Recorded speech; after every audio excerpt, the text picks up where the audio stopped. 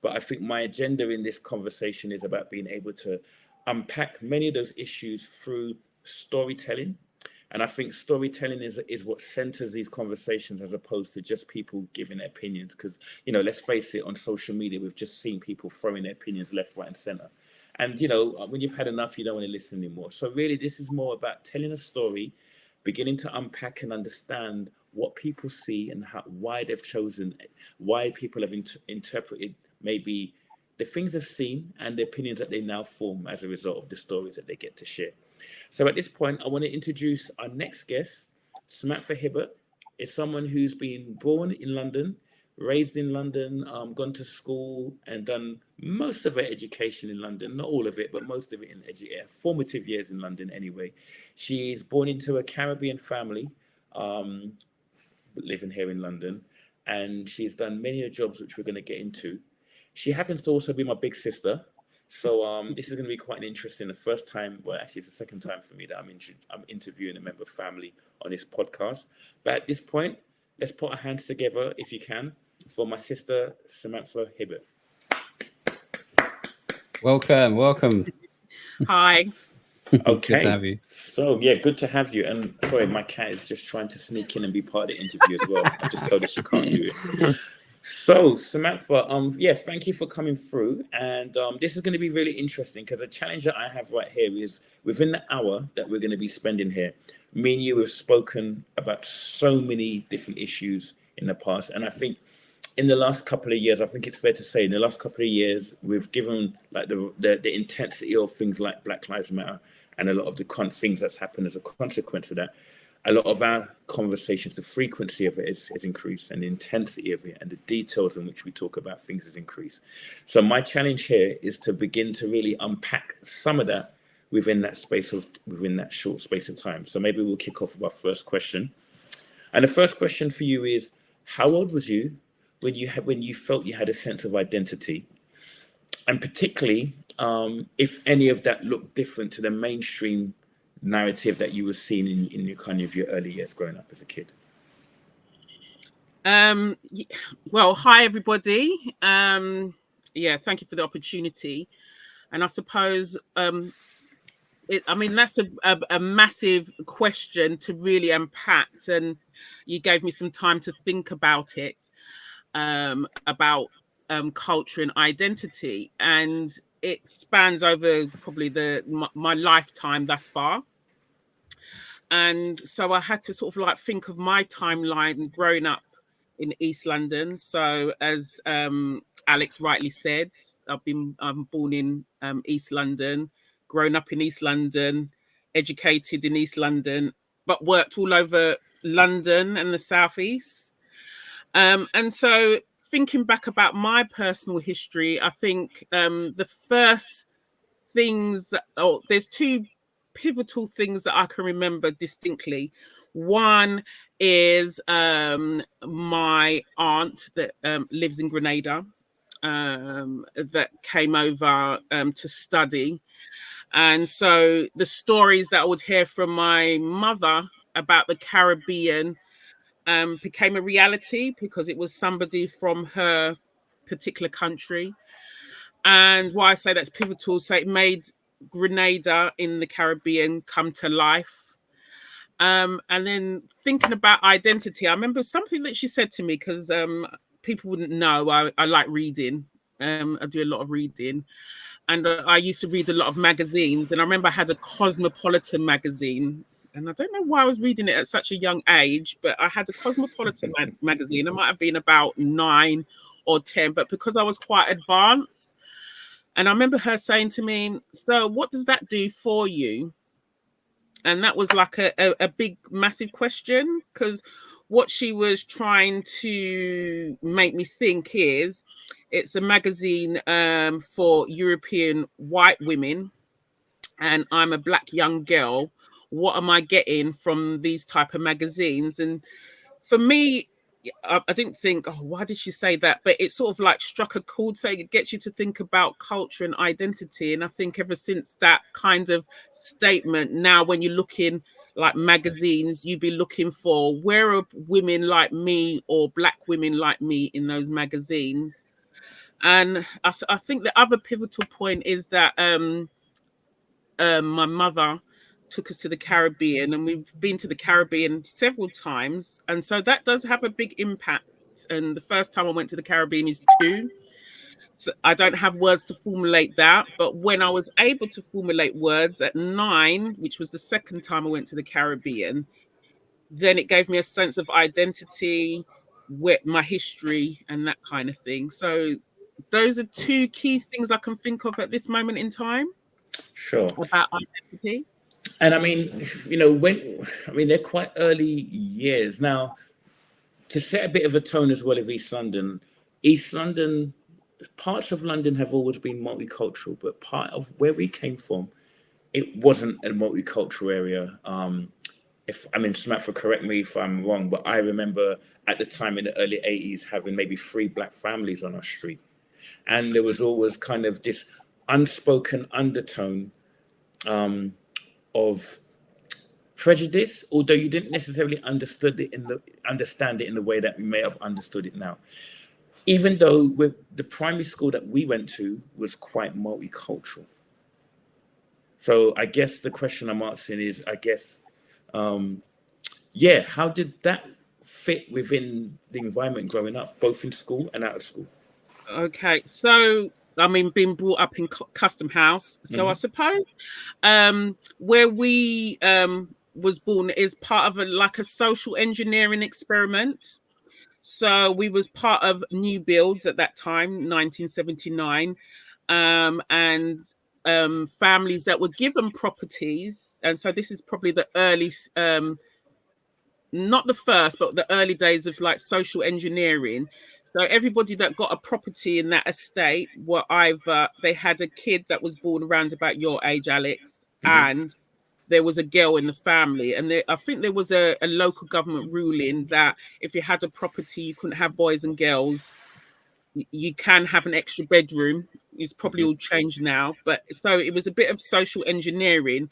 So what people may not realize, Custom House was a very white working class area.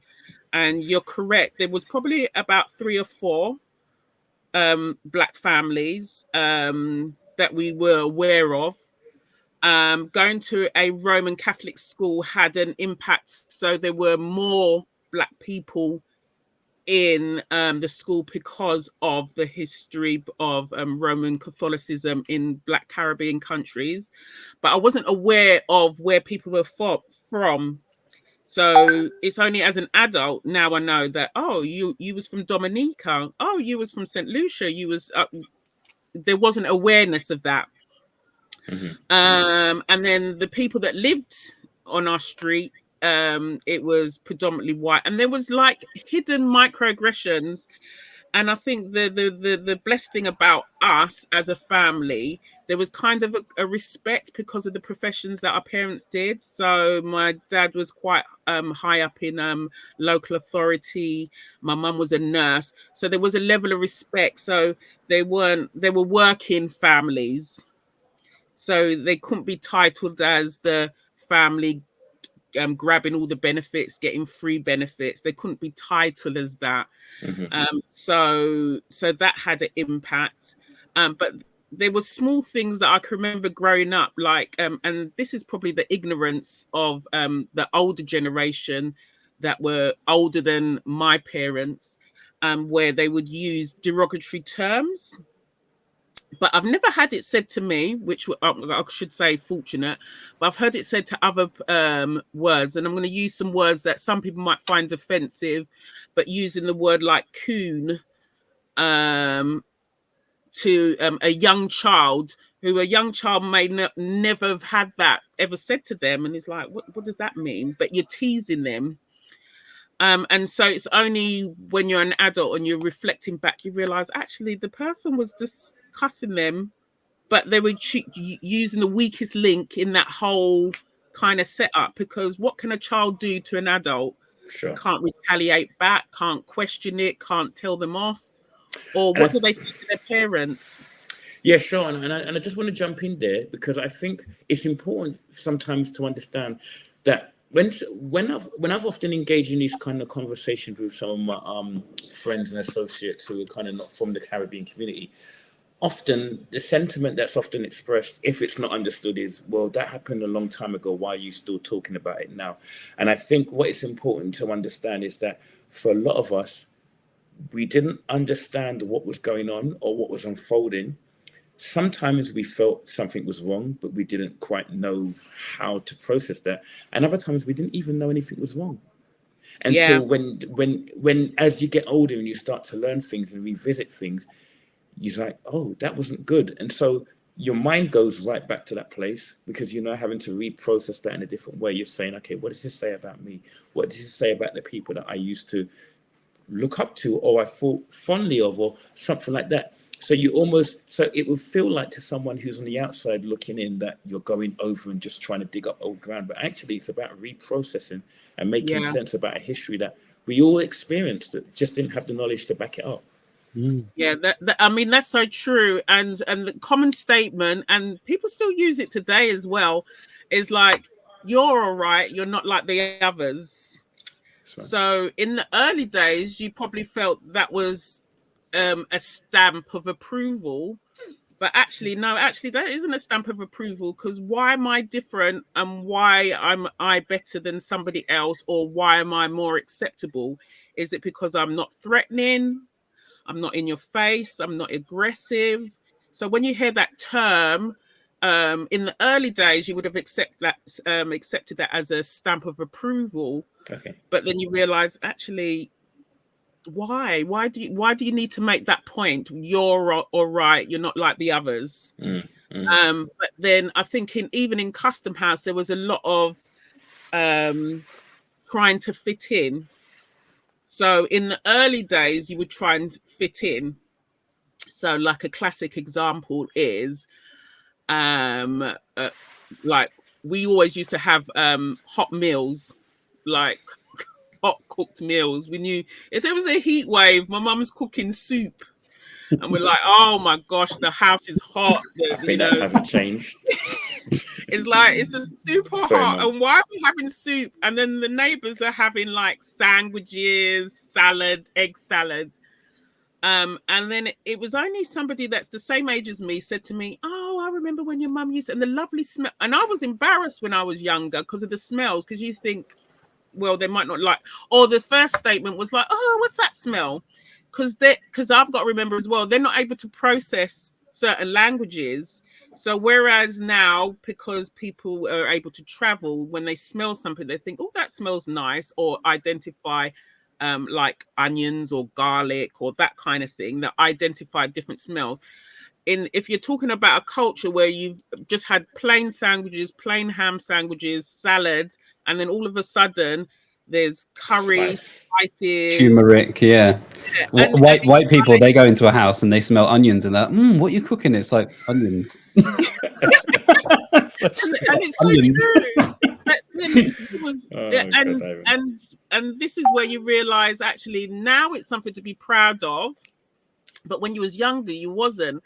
And I remember meeting even an Asian barrister, and he was sitting in a Asian cafe eating, like, I think it was dal. And he said, when I was young, I was embarrassed. I never used to eat this. And then I realized that's the same thing that we struggled with. And now he's trying to recreate that memory. So now I'll be asking my mum, what's the recipe? Or try to find out about different cultures and foods and stuff. When that wasn't embraced in the early days. 100%. Until the British government got their hands on, like, opening up Indian restaurants, and all of a sudden seeing anything that was abroad and then trying to put their stamp on it. Like, look at, like, there's a whole street and place dedicated to just curries now, where back in the day, it just wasn't seen like that. But the thing is, even with that though, Evan, that's interesting, because I mean, like, if we're going to talk about, say, Brick Lane, they had their own issues and back and forths with the local gangs that were there. But then all in the 70s, curry was starting to become very much part of British culture. But even with that, you still had the tension. So it's almost like, as well, I think what kind of made finding your space more interesting is because it's almost like, okay, but you like this, but you don't like this. What is it? is it either you like it or you don't, or you like some of this but not too much of that, that. Mm. So like, for example, Samantha mentioned a point about, they said you're all right but it's them we don't like. But then, and I remember at first initially thinking it was a stamp of approval, but it's almost like, hang on, but it's them we don't like, but you love reggae music, right? Okay, those are the people that likely to, so there was all of it was never as clear cut as I like this and I don't like this. It was so intertwined. So I think that made it hard to really establish how should I be feeling? Because I think that was one of the biggest things. People were like, how should I be feeling? Am I wrong to feel uncomfortable? Should I be questioning this? Or am I the troublemaker if I do question this, Can I just make a point on regards to that? So, I mean, initially what I wanted to say in the introduction is like there's a caveat to everything that I'm saying, because I've got to remember my cultural experience is totally, no, I shouldn't say totally, but differs from different people's cultural experience. And it could be as broad as from North London to East London to West London to the different parts of London. And even to the point where Custom House was different to somewhere like Forest Gates, where you would have more Black families. There'd be more of a cultural mix, not as much as probably like, your Brixtons or your Lewishams, which historically have got generations of family, but it can be quite distinct. And I think for me and Alex, our cultural transition was assisted that we didn't go to school in Custom House. We went to school in Forest Gate. And then I got to meet other people from other islands, although albeit that it's from a Roman Catholic background. And so you still had a semi-ignorance. So even us as Black people understanding your old culture, there's still ignorance within that culture, understanding about other cultures in that whole context. Mm-hmm, mm-hmm. Yeah, sure. And, the next question I was going to ask you based on what you said before was, what things or what moments of things gave you a sense of, or what pillars would you say gave you a sense of being Caribbean within a British environment? So, for example, one of the things you mentioned, the food and the fact that it would smell like the whole cul-de-sac. For me, one thing for me was, going home and listening to music that actually a lot of my friends didn't listen to. Like, what sort of things, moments, or pillars gave you a sense of, okay, I have a Caribbean background, or I'm different? Music definitely has a massive impact. So my dad was known as the DJ, and so that was our introduction to it. So me and Alex, Ivan, I don't know, we have nostalgic moments. You're like, you remember when Dad used to play this? But music is so powerful; it can take you to certain places, times, incidents, even to the point where Alex will talk about car journeys, what car Dad had, where he played this, what holiday that we was on. And so music has a very powerful impact. So we was always a family household, not the typical. And so this is why I say this is what's quite distinct about us growing up in Custom House, not like the shebeens, which is like were like blue parties back in the you'll have them in the 50s, 60s and 70s, where different people from different environments. It was all within our family circles, my dad's working circles, my mum's working circles, and we'd have regular parties. And then there's certain songs that me and Alex would just know off the top of our heads that takes us back to those kind of nostalgic moments. And it was a big thing. So our family was very much into like celebrating. So it's like for our first Holy Communion, which is a Catholic ceremony, we had a party. For a christening, we had a party. For my dad's 40th, we had a party. My mum's 40th, we had. So there was always a celebration. So there was always a gathering. There was always cooking. And so that's very much culturally, not specific to Caribbean people, but that was part of our identity and growing up. And I think another thing that helped was mum taking us away on holiday to the Caribbean, so to get to meet my grandparents, to see where she was born. It's a pity at a young age I didn't go to my dad's island at a young age, but I managed to do that at an older age to see where he was brought up. So the music, the gatherings, and then I would put as well our Christian, well, my Christian faith as well. Going to a church where there is one initially in a Catholic church, as I said, the different Caribbean islands, and then going to another type of Christian setting where you have different Caribbeans that you probably wouldn't have mixed with. So the Jamaicans that weren't predominantly Roman Catholic in my school at that time, maybe in different areas it would have been different, but in East London there was definitely like specific communities. So those are the things that I can remember off the top of my head. Sure. I mean, I remember, you mentioned, for me, music was a massive part for me. I also think, even though I didn't fully understand it at the time, discipline levels, I think when I was in primary school, one of the things that I was becoming more and more aware of is that my parents seemed significantly more stricter than my white friends. And then with the early black friends that I had in primary school, maybe in the latter years. So when I say latter years, I'm probably talking like from year 4, when we get a little bit more conscious of ourselves and we speak. Talking to them, you were beginning to realize that they had similar strict parents. And a classic example for me was going to some of my white friends' house, and they'll come in the house and they say, just go upstairs to my room. And I'm like, really? Because in my household, like, you ain't going nowhere until you say hello to the parents or the adults. So I'm walking up the stairs and I'm nervous and I'm anxious. And they're kids, they probably don't realize, but I'm nervous. I'm like, this is wrong, because in my house, if you do that, you're getting thrown out and you just come back in and start again.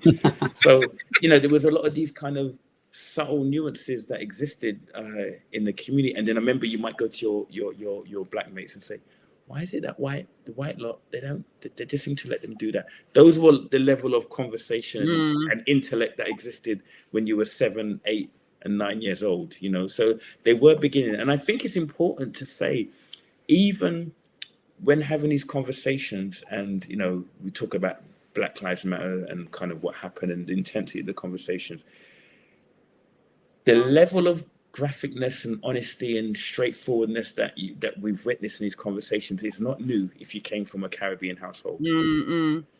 This was always a conversation. I've grown up always hearing my parents and their friends discuss this, whether that's from a political point of view, socially, or whatever. It's the only thing that's new about it is that it's come outside the household. I think back then there was people wouldn't speak because they felt it would probably jeopardize the relationships they have, the work positions they hold. So you just kept it in the house and you complained and you had those discussions. But now the only difference is just it's out there at the same level of heat as it would have been in the household in the 80s, for example. Yeah, and I think growing up, there was very much a emphasis, and I don't know, and I think, and it probably be for a later discussion. The key things is that you have to work twice as hard was always instilled in us from a young age. I don't think those conversations happen now, even working in a school, that twice as hard, but it might happen for other cultures, but there was very much that distinctiveness of working twice as hard. So it's like you had to graft to move up a level. So if somebody got 80%, why didn't you get 90%? And I mean, you see the memes on social media where people are joking, like parents from African backgrounds, and they got 98% and their mum's complaining and telling them off. But there was always education was a very important thing, I think, because both my parents are, very intelligent. and focus. So I was one of those parents, and I can talk about it now as an adult, but didn't understand it as a young person. So, like, for example, and I don't know if Alex had this experience or my younger sister had this experience, like my mum would stick my calendar on the wall of when the parents' evening was happening, and then there'd be other parents that were like, or kids would say, "Oh yeah, my mum didn't turn up," and I'm like, "How does that work?" My mum's got it marked on the calendar, and she's asking me at the beginning of the school term, when is it? So it was very much your parents were in your educational life. So education was very, very, very key, and they participate. I remember my dad, when I was at school, he was a parent governor. My mum did activities at the school, so they were teachers were able to use that as a sort of like I want to use the word weapon. There might be a nicer word, but it's almost like, what would Mr. Peters say or Mrs. Peters say if they were here, because they knew that has more of an impact than a teacher telling you off. So education was another key thing in our growing up, and I suppose that's why we didn't go to the state schools. At that time it would have been Woodside and Cumberland. We went to St. Angela's. That was one of the best performing schools at that time, although I don't know where it is now, and I don't want to say anything bad about it, but it was one of the best performing schools for girls. St. Bonaventure's was one of the best performing for boys. And church school education was always esteemed higher. So there was all that competitiveness, and parents always used to say, "Don't follow your friends." That kind of attitude, because it's almost like you don't want to be dragged with the bad crowd, which they kept on emphasizing. Okay, just real quick, Samantha. Ivan, I just wanted to say, apparently my mum's just texted and said nobody can hear. So I just want to just know. But we're finding that out now. No. All right, just a second. No, I've just listened to the stream. I can hear us. Okay, so maybe my mum is maybe she needs to click on. I just listened to the stream. I just heard us talking.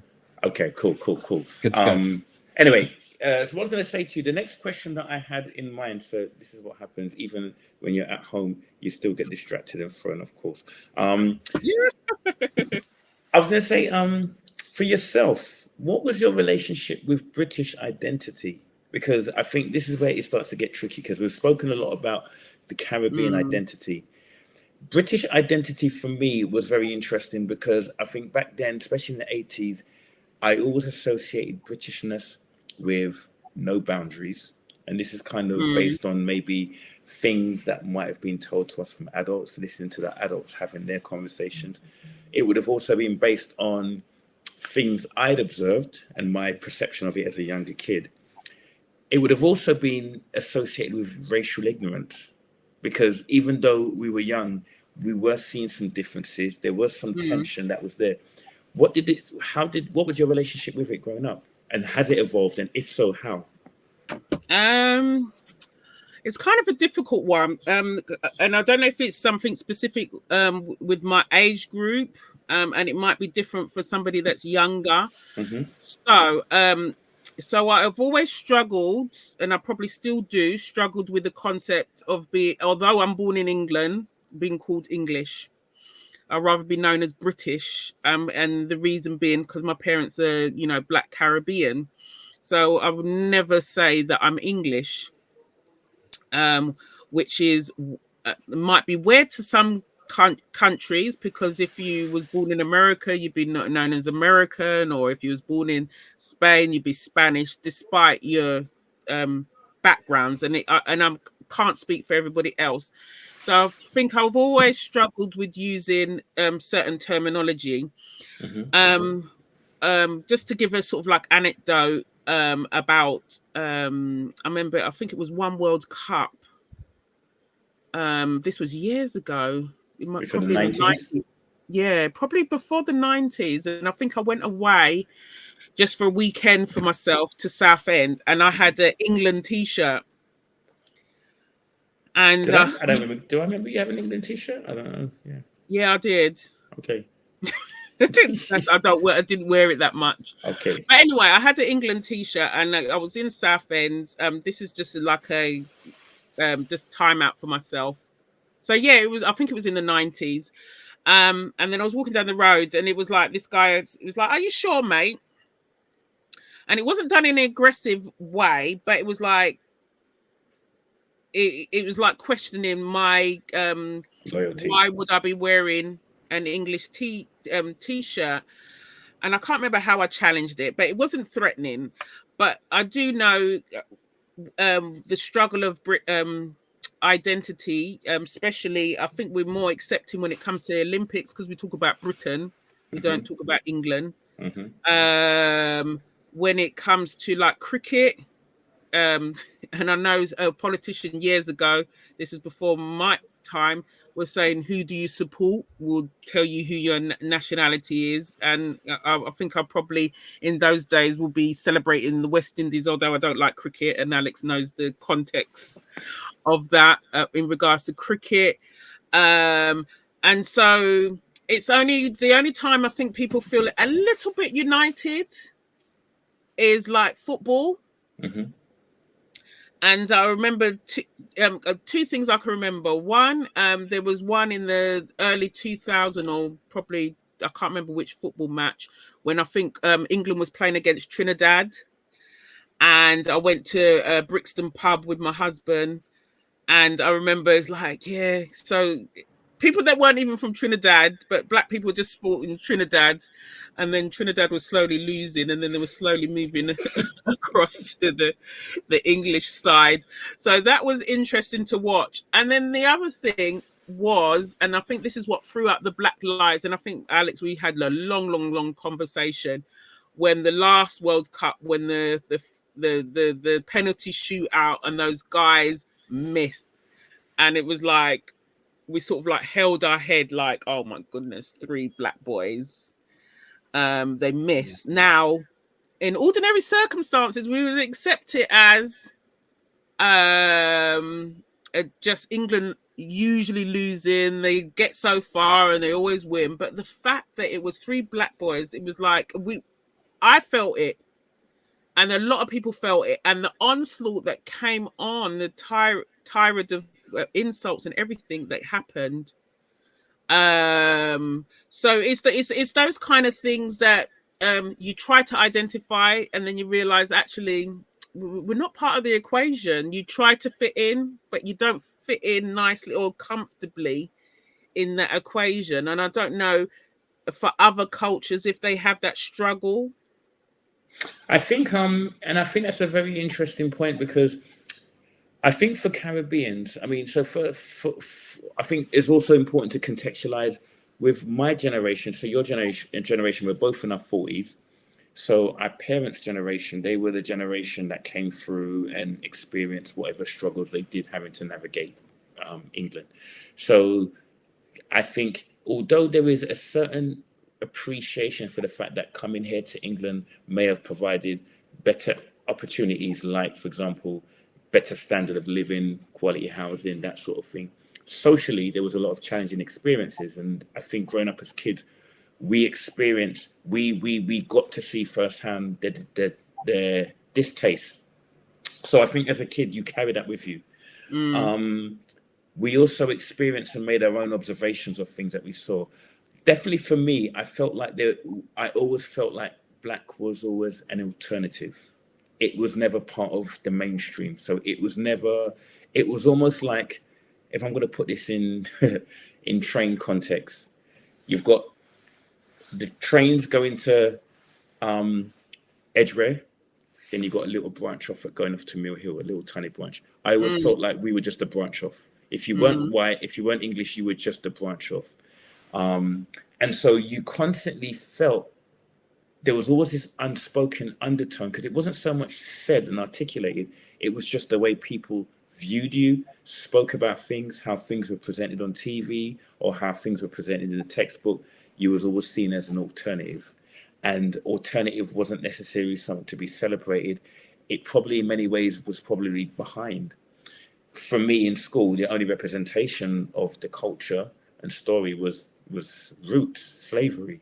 So even though at home we'd listen to cool music, I didn't feel comfortable to actually let my friends listen to what I listened to at home. I remember the first time coming home from secondary school. I went to secondary school in Seven Kings, and my dad dropped some of my friends home, and he had his Calypso blasting in the car, and I was embarrassed. I was like, "Dad, why are you playing this? Turn it down, turn it down." And I remember looking in the rearview mirror and seeing one of my mates just nodding his head to the music. But in my head, I'm thinking, is he trying to be funny? I'm over the mistrust is what kicked in. Yeah. Because I'm just embarrassed. I'm like, "Dad, turn this away. Listen to this for. They're going to think it's primitive music." And so everything about how you felt proud, but at the same time, you felt that others saw you as primitive. So then in the end, it's not like we felt we were primitive, but we felt like other people thought we were. So we toned down what we were into. Does that make sense? Yeah. Go on. No, I was just going to say that, I mean, it's only become fashionable now to celebrate your culture. So, so as people become more educated, people begin to travel, and people are aware. So people use broad terms. So this is when I was growing up. So, you're African, not realizing Africa is a continent. Caribbean was never used, or West Indian. If they were a little bit knowledgeable, you'd be Jamaican, and then you think there's a whole plethora of islands in the Caribbean. But it's only when people start traveling on holiday, then they realize, oh, there's Barbados, there's St. Lucia. And then even for me, educating myself about the Dutch Caribbean islands. So, there's still a sort of like imperialism understanding about the Caribbean anyway, what's acceptable, what is British. And I think for like my parents' generation and those that, and we call it the Windrush generation, but migration was always continuous. There was, I think the outrage that's happening now was when they came to this country, it was almost like an advert, a brochure to say, you're British, because the Queen and the Sovereign did a very powerful media campaign to say, you're part of the Commonwealth, come over and support us. So when they came here, they didn't come here as a Jamaican. They didn't come here as a Grenadian. They came here as part of the British Commonwealth. So they very much saw themselves as British, their British identity, which, although people found it strange, and they thought, well, hang on a minute, my passport says British Jamaican, British Antiguan, British Grenada. So why are you now telling me that I'm not part of this Britishness that you called me over? So I think that's the struggle. And so because they came against that onslaught, that was sort of like transferred to us, that we found it hard to call ourselves British, or it was British in a certain, so you might tick Black British because you've probably never been to the Caribbean if you're of a certain age group. So you struggle tick that terminology. You're Black in color, but you might not be Caribbean, because you've never been to the Caribbean. But that Britishness was always a struggle. So yeah. Tell me about the struggle. I remember the first document I filled out and it said Caucasian. I was like, what's a Caucasian? Yeah. But like, even me, I'm born in Britain, and like they put white British. I'm like, what's a white British? Like, it used to confuse. And the thing is, and as me and you have spoken about, Ivan, even the whole concept of white, which is something that I'd be keen to talk about in another episode, doesn't make sense, because imagine you as a white British person, you come from Newham, or you come from, say, a poor town in the northeast, versus someone who comes from Windsor, who's also white British. Well, what does that mean? Because they're two very different lifestyles with two different experiences of growing up, very true. Perceived very differently, because a white British Cockney person would be looked down upon if they were walking through the Houses of Parliament with your fellow Windsor men. No, but some of them are all right. Remember, some of them are all right. They're all right. Yeah, we like them. Right. I was just going to say, because I'm kind of half reading the text. I've noticed in the top screen here, it has the little red microphone thing, but it's crossed out on the screen. Could that be a reason why apparently Earl can't hear anything either? No, And it was the whole technical doodad was me. I had to refresh the stream for whatever reason, and it kicked in. But I've recorded the whole thing, and I think everyone can hear now, so we're good. okay, that's why I'm probably not hearing you talking. But basically, just for anyone listening, the moment this ends, I'm going to re-upload it, and you can watch it straight from the start. There'll be no, hopefully, no delay. Okay, that's good to think. I think we're good. If anyone's having any issues, let me know. Yeah, cool. I said try again. Wicked. That's age old advice there. Try again. Well, listen, like I said, this is the first time we've not done this before, so we're still learning and working this out. Samantha, I wanted to ask you the next question because you happen to have, amongst all the many jobs that you've done, you've worked in many secondary schools.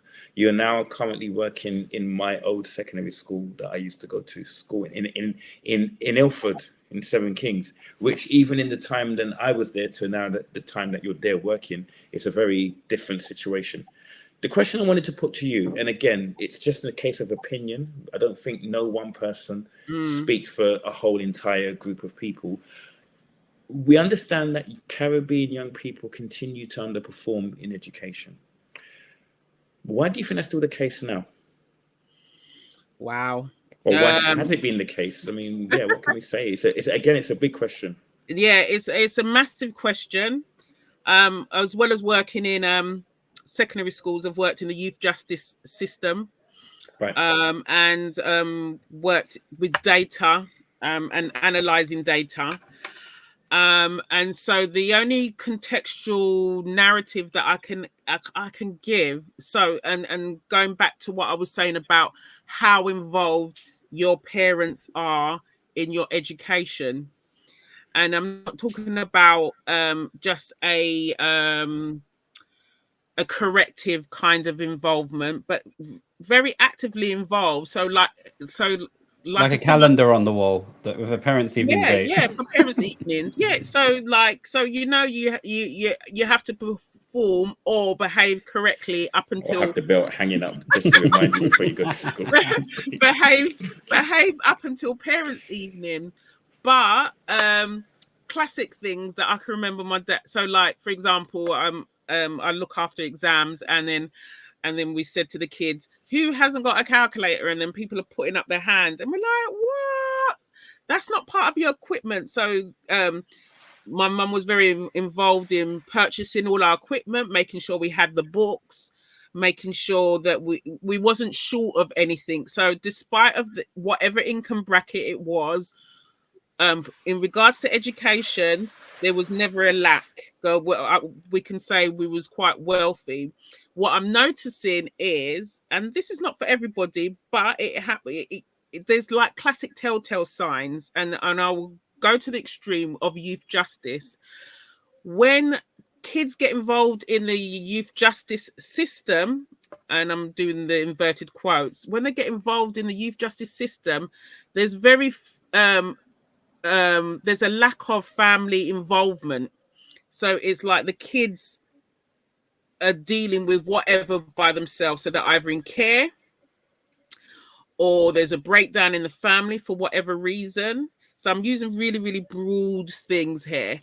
And so some of those things, and the lack of education also drives you into the criminal justice system.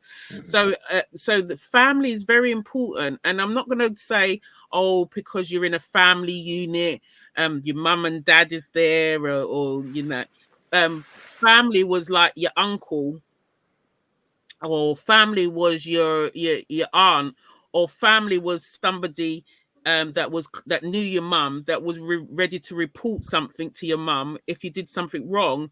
So there was eyes all around. That doesn't happen with young people. So one, you have parents that don't turn up to parents' evening. Why? I don't understand. Even I talk to young kids, and if their parents are struggling with for technology, and I said, but you're on the computer every day, can't you help your mum? I will speak to the parents and said, put your son on, log on for your mum. So it's that kind of involvement. There's kind of that that distance. So if you're not aware of what's happening with your education with your child, you're going to drive through that system and fall behind. Whereas you find culturally, other cultures take an active involvement in their and so in the school that Alex used to go to, I would say probably about 70% are now Asian. And then there's some parents that will really, really get involved, like to the point where it's can be annoying, but they're getting involved. So that's a success factor in itself. I think there's a lack of. I don't know why, and I don't know how to solve that one. Okay, because it's interesting because you've mentioned about the fact that there was a point when a lot of parents, like you said, like us. I mean, I remember as you were talking, I'm thinking of W.H. Smith in East Ham, and you knew that, 2 weeks before school, you were going to be there and you buy your new pencil case. And in a weird way, it was kind of fun. You're looking forward to buying your new pencil case and pen and your coloring pens and all your little protractors and stuff. However, even at that point, Caribbean kids were seen to be underachieving. At a time when I was working in schools, so that was the early 2000s, it was still clear to see that Caribbean kids was underachieving. What was apparent, though, in the difference there is it felt like the parents were almost oblivious to what the kids were getting up to, whereas in our time, the parents seemed to be hands-on. So that would tell me that there's something more deeper than just the hands-on parents. I think that seems to have changed. The parent inequality has seems to have probably declined in Caribbean communities in more recent years. And there's probably a lot of explanation behind that. But there seems to be a common denominator during this whole time where Caribbean kids are not achieving. Do you know what I'm saying? But I would say, Alex, on that regards, because it's a specific statistic and it's more Caribbean boys. Right. So Caribbean boys, and then the statistic hasn't changed. There's a Grenadian education minister that wrote a paper in the 70s. Steve McQueen did a film about it. It's almost like the miseducation of black boys. So what happens is boys will enter the education system in primary school, and their energy is super high. And that's probably why they're causing trouble, because it's like they're absorbing that information so fast that the normal school can't keep up with them. So they're classified as a troublemaker. And I'm going to use an example. I remember one time, one lady, her son threw a laptop, a white English lady threw a laptop out the window. And I said to her, but if that was a black boy, wouldn't he have got expelled? And she looked at me because she knew that was just a statement of fact. That's what would have happened because of that person's own educational needs wasn't being supported. And I find that a lot of black boys in primary school excel. As soon as they come to secondary school, something happens when they're like 13, 14, and it's like they go jump, and then nobody's able to pick up that shortfall. And then if you think about it, secondary schools, they have I think there's about 200, just under 300 black heads in the UK. And the ratio, so that is under probably 1% of the ratio of the black population. Now, I'm not going to shine any shade on any school, but if you look at schools setups, there's very few. Everybody's like this middle management. Nobody's in senior management, and then even if you're in senior management, it's specific kinds of roles. Right. So the only time where I saw strong black leadership, and they still haven't excelled that much. I think black women do better, so I'm at an advantage point. So, but it's only working in like public sector, in like local government organizations, that I see black women able to excel to directorship and senior directorship. Black men, it's almost like it's a threat. Right. And so that's another debate in itself. It's a threat. And then you'll see, so if you don't have that kind of, if where are people like me? So the same question my aunt posed about me looking at a Cosmopolitan magazine. Where are you in this picture? Now, if I go to a school and my head of department is Asian and I'm an Asian boy, I'm going to aspire to be like my Asian head of department. We don't have that in most secondary schools. I think you're raising an important point here, because I think sometimes in early stages of these conversations, and this is the impression I got when speaking to some people from, say, within the white English community, but probably the wider white community. Some people, I got the impression that there was a feeling of you're just going to just give black people the job because they don't deserve, even if they don't really deserve to be, they're just going to give it for the sake of it, for the ticking the boxes. And I don't think that is a very valid concern. You don't just want to give jobs where people don't deserve to get the job. However, as you've highlighted quite rightly so, something happened in primary school where these kids, and particularly boys, are at the top of the food chain. And I would even go more specific and say from about year 4, year 5, they start to show signs of decline.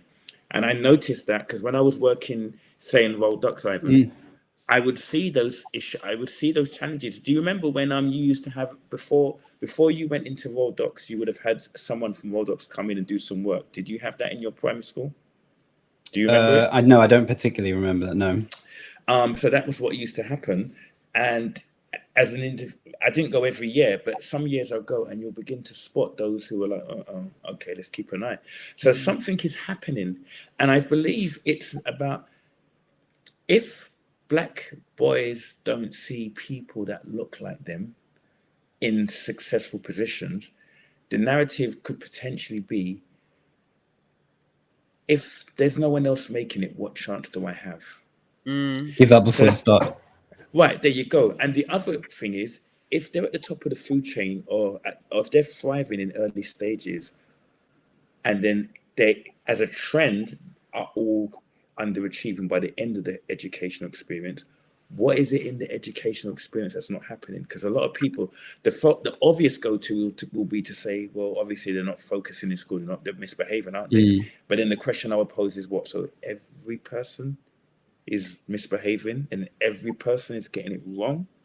And what I would say, I would say to that as well, and there's a few people that I know, this is only personal stories, this is not that have gone back to the Caribbean, and they've excelled so well. And I don't think if they stayed here in the UK, they would have done so well. Right.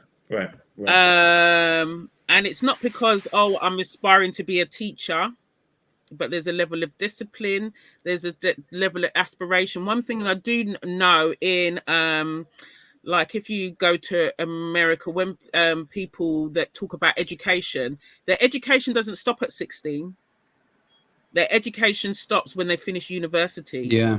So that's embedded in their head already.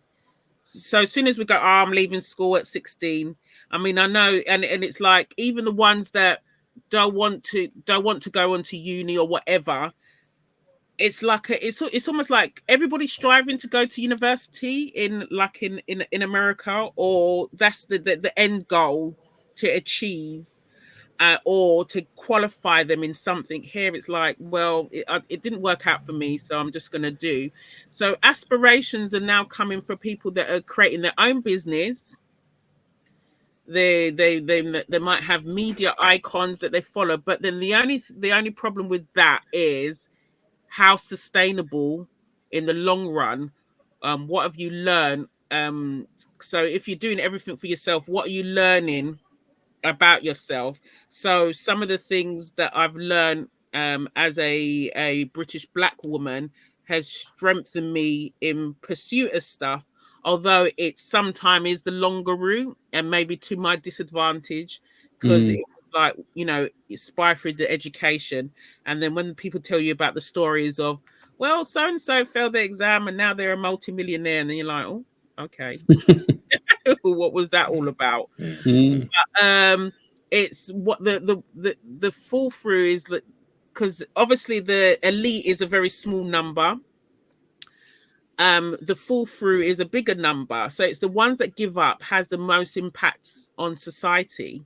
So it's like, how do we capture them so they're inspired to do something else, that it hasn't ended soon as they leave school, that they can come back later as an older adult, don't go through that system. Maybe there's some lessons that you need to learn by going out and working on a factory floor, and then go, oh, I'm sick and tired of this, I'm going back to college. But then you've got your kids and whatever and your family, so it's doubly difficult. And then you remember everything that your parents said, study now, because it's difficult when you're older. Yeah, for sure. And the thing is, I mean, because we're already hitting that hour mark already. Again, I think for people who are either listening now or eventually listening when this is recorded and put onto YouTube, this is just, again, a tiny insight into the kind of the constant, what's the word, inner conflicts between identity, and why identity is important in terms of your ability to know where you're going and knowing where you need to be. I always say to a lot of people outside of the Caribbean community, or even outside of the Black community, don't be fooled by the fashionable extrovert image that Black people have. You know, Black people are often seen as trendy, as showmen, as performers, as singers. They're successful sports people. Though there may be truth in that, this is just a small manifestation of the entire Black story. And even still, with those who are even thriving in those specific fields, all of these inner conflicts and conversations are happening constantly. And I think part of the challenge is there's no concluding answer. Yeah. I mean, for myself as a British-born Caribbean child, you know, I go back to the Caribbean, you know, with the mentality that I've shown my friends here that I'm Caribbean. But then when I go to the Caribbean, it's quite clear that many people see the Britishness in you. Yeah, definitely. And even now, as an older, you know, 40-year-old Black male, it's still not entirely comfortable to say British. And it's interesting that you said, Samantha, that you felt more comfortable with the idea of British more so than English, because also what I would say in the wider British Isles, a lot of Welsh people and Scottish people are quite keen to distance themselves from the concept of Britishness. But as Black people, the British legacy hasn't done us any real favours. However, we do kind of feel more comfortable with saying British than we do English. And I don't think any one is better than the other, but it's just interesting on what the relationships are with English and with British. You know, English almost feels more indigenous, and British almost feels more like a system, like an institution, you know? Yeah, no, definitely. But it's such a broad topic. You can't tackle it in an hour. Yeah, absolutely. I could see there were so many avenues we could have gone down. When you guys are saying we're not going to cover this now, and it's like that's 1 hour topic. And I mean, you know, I guess the purpose of this 1 hour conversation is just to give people a bit more insight into, like you said, the constant inner conversations that not only are we having with ourselves, but actually, I mean, I remember from being a kid in school with my Black mates, we were having this discussion. Did your mum do this? Yeah, my mum got me the other day and beat me. But when she beat me, she said this line. And then we're talking about whose parents and what the one-liners are when you're getting beaten. There was always some sort of a reflective element to the conversations that happened within the Caribbean community at an adult level, at a kids level. So these conversations that are happening now are, number one, just an extension of what's always been done. And two, for people who are beginning to understand what is maybe the frustrations that Black people are feeling, even though in the school playground, they may be the trendsetters, or in sports, they may seem like the leaders. Well, hopefully this will provide some insight to say that actually outside of all of those things, these are constant discussions that we're still having to this day, and we're still not 100% clear, especially if you're born in somewhere like Britain or somewhere European. I mean, if you're born in Africa and you live in Africa, or if you're born in the Caribbean, it might be that bit more straightforward. But if you're born in a European island, it's much more challenging to navigate. Yeah. Where do you fit in this perspective? Samantha, is there any kind of final words or just anything that you wanted to say on that in terms of maybe a takeaway that you're hoping people can have, or just anything else you wanted to say? I think I suppose the only takeaway I would say to people that are listening is that anything that I've said here is my own personal experience, my personal sort of like take on or understanding of what's happened growing up. And then you're going to hear a lot from different backgrounds, different upbringings, and some of the stories will match up. So it's not, don't expect it to be a puzzle that fits nicely and then you get an end picture. It's going to be stories. Okay, so this is consistent. So this must be where it's leading to. So it's just to give you an insight. It's a very small window that I've given you about growing up in custody, because there's so much. We're spoken for hours and hours. Yeah. There's so much. I mean, me and Alex talk about it all the time, and every time an incident, we can stay up all night. But it's just an incident. So my experience, somebody might listen, and goes, well, that never happened to me, or that's not true. No, it's my experiences, and let's sort of like match the experiences and identify where improvements or where the shortfalls have happened, so we can move forward, because that's the only way we're going to move forward as a community, whatever that means. And that's another topic as well. 110%, most definitely. And I mean, from your perspective, I mean, I know, again, you're not from the Caribbean community, but like, you've listened in. I know me and you, we've had hours of conversation, and I think I want people to understand that as well. The same way that me and my sister, we've spoken for hours, me and you have spoken a lot, and you've shared a lot of thoughts and opinions as well from a very specific perspective. I guess the question I'd want to put to you is, what are you hoping, one, a takeaways for listeners? Do you even have any personal takeaways yourself, or is there any other actual additional remarks you might want to add on this as well? No, well, I think the main thing, I think my biggest takeaway that I noticed is that I think you said something about your aunt asking you a question when you were younger. And I don't know if this pertains a lot to your question, but the biggest takeaway for me is just, it's so easy to forget that those passing comments that you hear or your family say, that where they can influence your entire life to some extent, or a lot of your behaviors. And I found, having a 7-year-old child, that I have to be very careful in what I say, because all I have to do is sit down and then go back to my to those times where someone had said something and it's just stuck with me, and I'm still to this day like, why did they say that? What did it mean? I might never know. And I think I love the fact that your aunt asked you that question but didn't tell you the answer as such, so you could kind of like work out what to think maybe, or question that. And it's funny because I've got a nephew and obviously a daughter, and I've researched the best way where I can advise them, because I might know all the answers, but telling them the answers doesn't help. And one of the things I read was asking them questions, but clever questions, obviously, that takes them out. So I think for me, just in the biggest takeaway that I personally got from this conversation, other than hearing the great stories that you said, like, I feel like I know you guys a little bit better now, and it was actually really interesting to hear, is just that the biggest takeaway is just be careful what you say, and, ask people questions, especially younger people, to force out that thinking. Yeah, that's a huge one for me from this whole conversation. Massive. Okay, well, listen, we've come to the end of this live. For anyone that was trying to listen and kind of wasn't hearing us, this is our first one, so we're still learning as we go. But thank you for tuning in. If you do have any feedback, do let us know. We will definitely want to continue to build in this. The next conversation that we will be having is with another guest, someone who's born from Sierra Leone, and as an African-born individual, he does have some very interesting things to say, but also we're going to tackle it from a very specific nuance. So definitely stay tuned for that. But at this point, I want to thank my sister Samantha for being part of this conversation, and I hope this was okay. Thank you so much for you. Yeah, it was. Thank you for inviting me on my first podcast. Oh, it's your first one? We're honored. Okay. Okay, I didn't realize.